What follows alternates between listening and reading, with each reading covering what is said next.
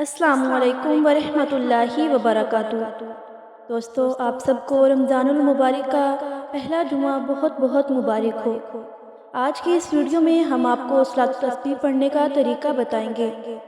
دوستو، 4 رکعت نفل کی نیت کی باندھ کر سب سے پہلے ثنا پڑھیں۔ اس کے بعد 15 مرتبہ یہ کلمہ پڑھیں گے: سبحان اللہ والحمد للہ ولا الہ الا اللہ واللہ اکبر۔ پھر اس کے بعد سورۃ فاتحہ اور سورت کی تلاوت کرنے کے بعد 10 مرتبہ یہی کلمہ پڑھیں گے۔ پھر رکوع میں جانے کے بعد یہی کلمہ 10 مرتبہ پڑھا جائے گا۔ قومے کی حالت میں 10 مرتبہ یہی کلمہ پڑھا جائے گا۔